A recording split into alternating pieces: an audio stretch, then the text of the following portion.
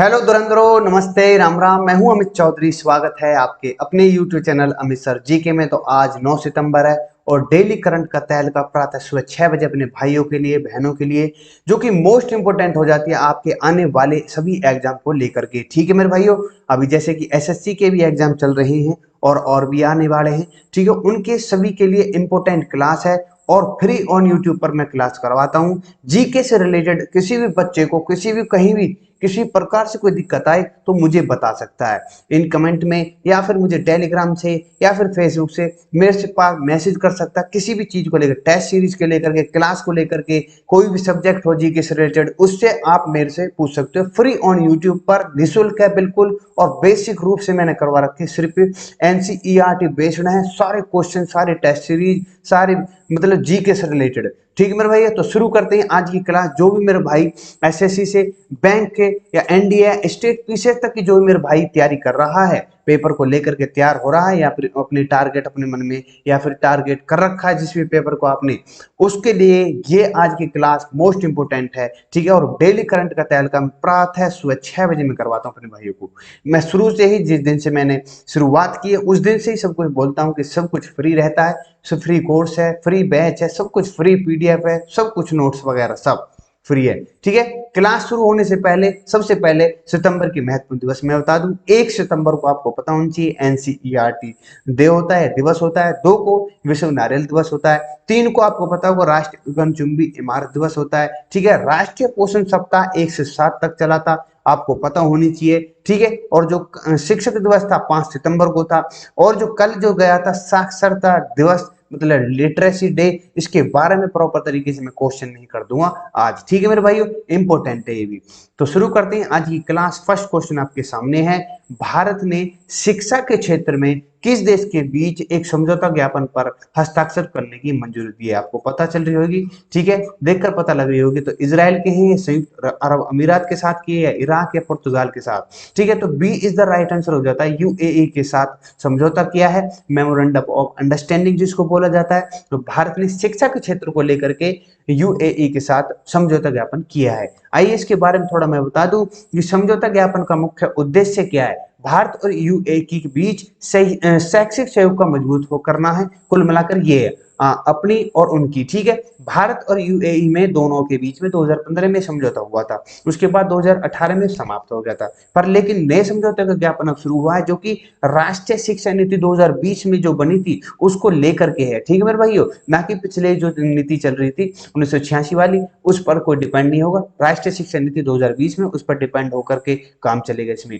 यह सूचना शिक्षा के आदान प्रदान, तकनीकी, टेक्नोलॉजी, व्यावसायिक शिक्षा, प्रशिक्षण, शिक्षण कर्मचारियों को क्षमता को, विकास को बढ़ावा देगा और अकादमिक सहयोग को सुगम बनाएगा। ठीक है मेरे भाइयों, इसकी समझौते का ज्ञापन की जो इसकी वैलिडिटी होगी वो 5 साल की होगी और दोनों देशों में मंजूरी को स्वचालित रूप से नवीनीकरणित हो जाएगी। दूसरे अदर हैंड में बात कर लूँ, केंद्रीय मंत्रिमंडल जो हमारे भारत और यूनाइटेड किंगडम, उत्तरी आयरलैंड के बीच शैक्षणिक योग्यताओं के पारस्परिक मान्यता का हस्ताक्षर किए एक समझौता ज्ञापन को मंजूरी दी है। आपसे पूछ सकता है अदर कितने देशों के साथ शैक्षिक को लेकर के समझौते हुए हैं? ठीक है भाई, यूएई हो गया, यूनाइटेड किंगडम हो गया, उत्तरी आयरलैंड हो गया। उत्तरी आयरलैंड कहां पर? वही है यूनाइटेड किंगडम का। ठीक है मेरे भाई, हिस्सा है। तो नेक्स्ट चलते हैं अपने भाइयों के लिए, इंग्लिश में मैं आपके सामने प्रेजेंट कर देता हूं। नेक्स्ट क्वेश्चन, भारत और यूके द्वारा कितने देशों के लिए काउंटर रैनसमवेयर अभ्यास आयोजित किया है? इंपोर्टेंट क्वेश्चन है, यहां से क्वेश्चन आने वाला है। ठीक है, 20 देशों के लिए, 25 देशों के लिए, 27 देशों, 26। तो 26 देश है, ये थोड़ा इंग्लिश में ऐसी हो गया। ठीक है मेरे भाइयों, तो 26 देशों के साथ ये जो काउंटर रैनसमवेयर अभ्यास आयोजित किया है भारत और यूनाइटेड किंगडम ने। आइए थोड़ा मैं चर्चा कर दूं आपके सामने। भारत के एनएससीएस मतलब नेशनल सिक्योरिटी काउंसिल जो होती है सेक्रेटरी, और यूके की सरकार द्वारा बीएड सिस्टम के सहयोग से 26 देशों के लिए साइबर सुरक्षा अभ्यास का सफलतापूर्वक संचालित की है। यह अभ्यास international counter ransomware initiative resilience way working group के हिस्से में आयोजित किया गया है।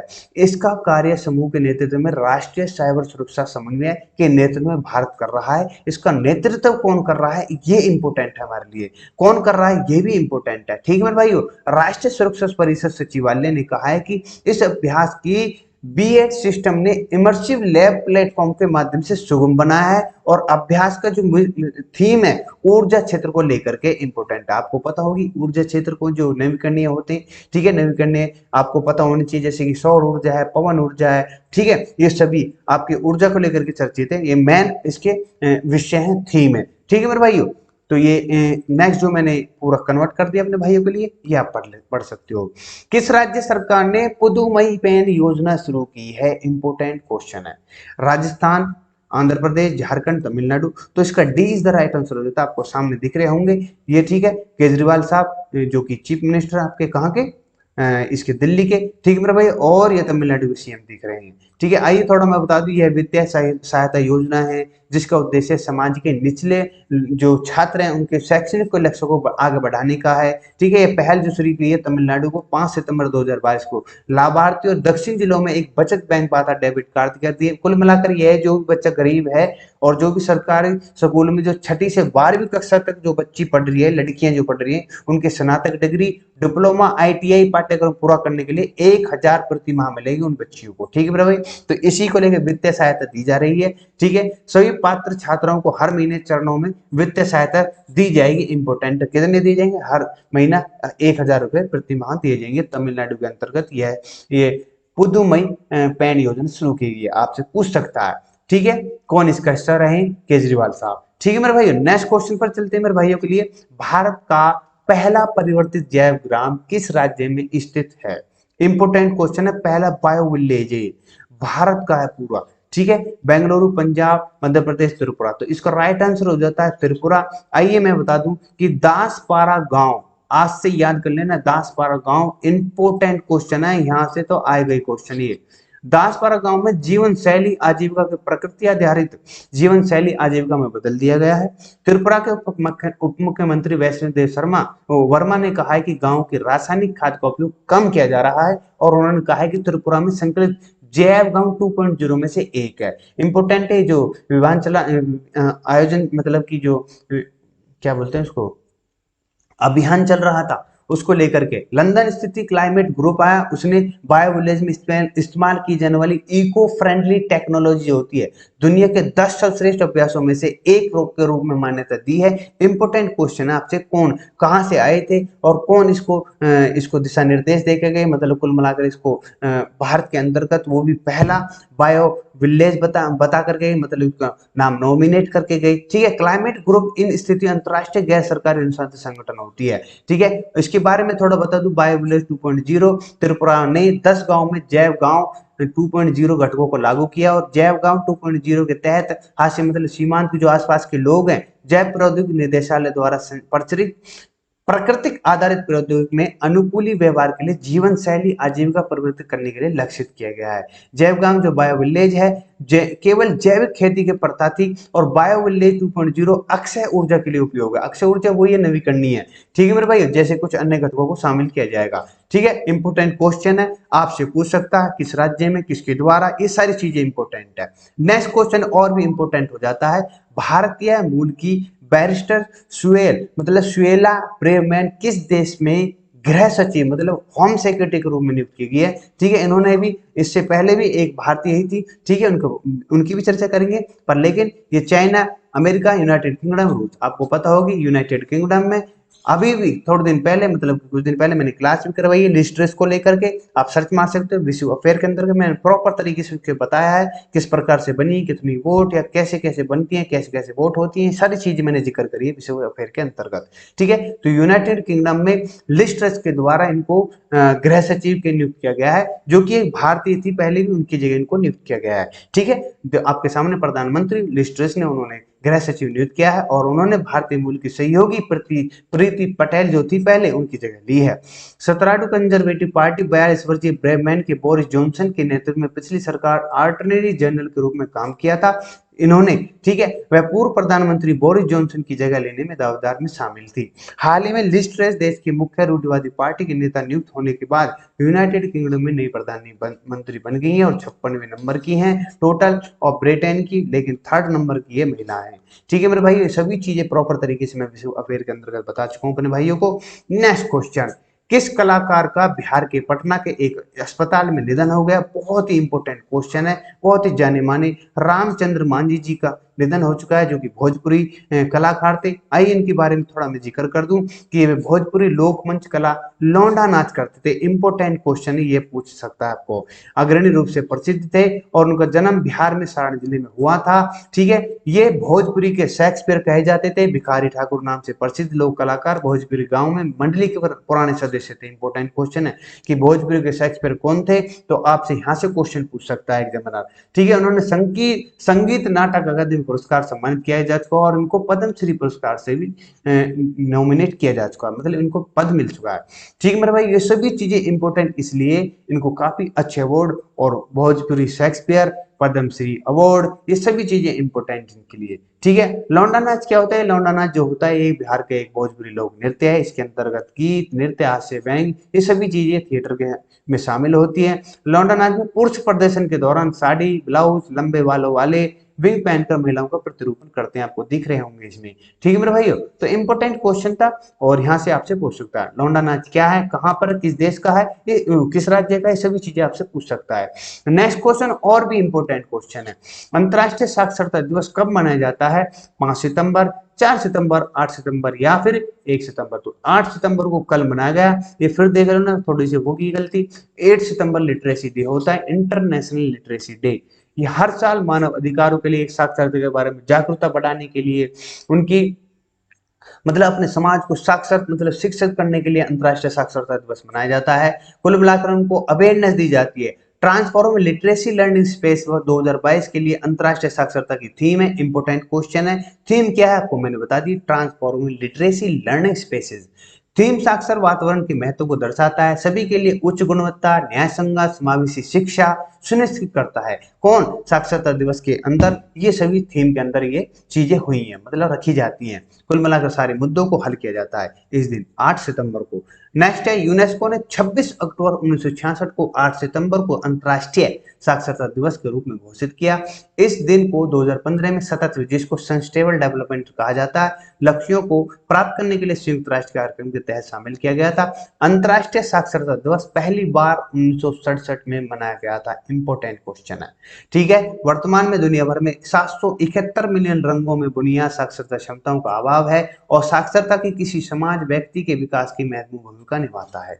ठीक है, सभी चीजें इंपॉर्टेंट है। एक और चीज बता दूं कि इस अवसर पर यूनेस्को ने कोटे डी आइवर में 2 दिवसीय हाइब्रिड अंतरराष्ट्रीय कार्यक्रम का आयोजन किया है। ये भी इंपॉर्टेंट है। सभी चीजें प्रॉपर तरीके से मैं अपने भाइयों को बताता हूँ, शेयर करता हूँ, ताकि आप आने वाले पेपर के लिए मोस्ट इंपोर्टेंट अपने अंदर करंट अफेयर को लेकर के बिल्कुल तैयार रहें। ठीक है, इसी प्रकार से मैं मैं क्वेश्चन आपको देखता हो, आपको दिख भी रहा होगा, मैं जो भी क्वेश्चन कराता हूं तो पॉइंट वाइज मैं पहले लिखे हुए उनको ही डिस्कस करता हूं, वो ही बहुत है।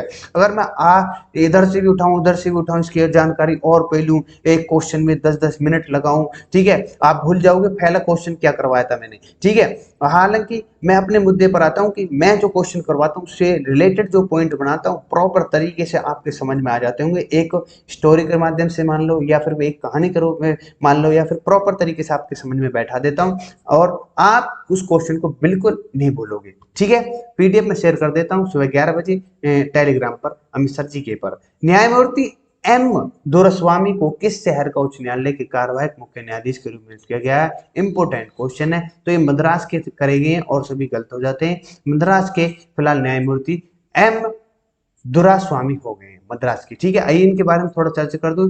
ये जो ये किसकी जगह ले रहे हैं? ये है मुनीश्वर नाथ भंडारी की जगह ले रहे हैं। ठीक है, 1862 में प्रेसिडेंसी तीन आपको पता होगी न्यायालय बने थे और उनमें से एक आपकी मद्रास प्रेसिडेंसी, मतलब इसको कोर्ट कहा जाता है, या मद्रास उच्च न्यायालय 1862 में प्रेसिडाउन में स्थापित भारत का 3 उच्च न्यायालयों में से एक था। ये सभी चीजें मैं पहले ही बता चुका हूँ। उच्च न्यायालय के मुख्य न्यायाधीश के बारे में बताया, अनुच्छेद 223 के तहत भारत के राष्ट्रपति भारत के मुख्य न्यायाधीश और उस राज्य के राज्यपाल, जैसे कि ये तमिलनाडु का राज्यपाल कौन है, इन कमेंट मुझे बताना। तो उसके थ्रू राष्ट्रपति भारत के मुख्य न्यायाधीश उस राज्य के राज्यपाल को परामर्श से उच्च न्यायालय के कार्यवाही मुख्य रूप से मुख्य न्यायाधीश की नियुक्ति करते हैं और उच्च न्यायालय का मुख्य न्यायाधीश 62 वर्ष की आयु में पूरी होने तक अपने पद पर बना रहता है। आपको पता होगी राज्य के राज्यपाल केंद्र शासित प्रदेश में एलजी और राष्ट्रपति द्वारा नियुक्त व्यक्ति उच्च न्यायालय मुख्य न्यायाधीश पद की शपथ दिलाते हैं। आपको पता होगी केंद्र शासित प्रदेश में लाल जी होते हैं, राज्यपाल होते हैं, गवर्नर जो होते हैं वो राज्य में होते हैं।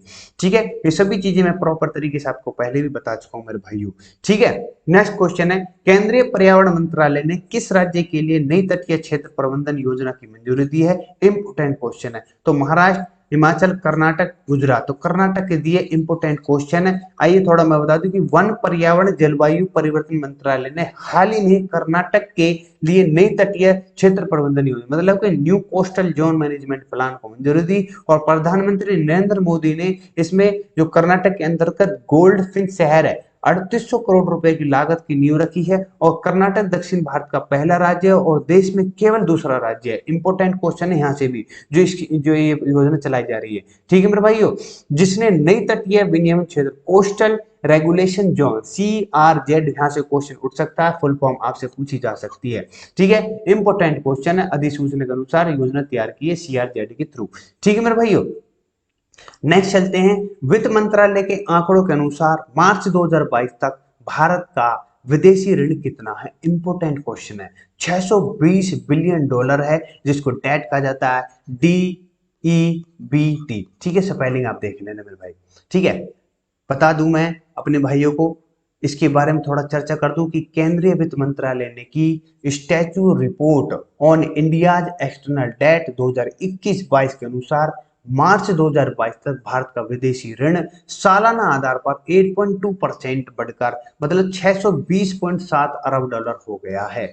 ठीक है मेरे भाइयों, ये थोड़ी सी आश्चर्यजनक या फिर कुछ भी कह लो। ठीक है मेरे भाइयों, 620 बिलियन डॉलर बहुत हो जाते हैं। भारत की रिहायशी वित्तीय पोषण योजना के तहत निर्मित मैत्री सुपर थर्मल पावर प्रोजेक्ट उद्घाटन किस देश ने किया है? तो ये आपको प्रॉपर तरीके से पता होनी चाहिए, आपके सामने दिख रही होंगी।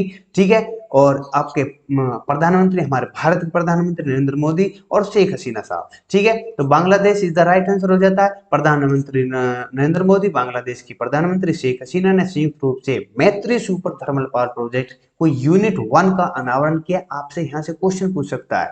ठीक है, किस देश के थ्रू या किस देश की प्रधानमंत्री के नाम ये यहाँ से क्वेश्चन, या किस चीज का उद्घाटन या अनावरण हुआ? इस परियोजना का निर्माण भारत की रियासती वित्त पोषण योजना के तहत किया जा रहा है। यह प्रोजेक्ट बांग्लादेश के राष्ट्रीय ग्रिड में 1320 मेगावाट को जोड़ देगा और दोनों प्रधानमंत्रियों के बीच जल संसाधन, रेलवे, विज्ञान, प्रौद्योगिकी, अंतरिक्ष प्रौद्योगिकी सहित 7 समझौते का आदान प्रदान हुआ है भारत और बांग्लादेश के बीच में। इंपोर्टेंट क्वेश्चन है।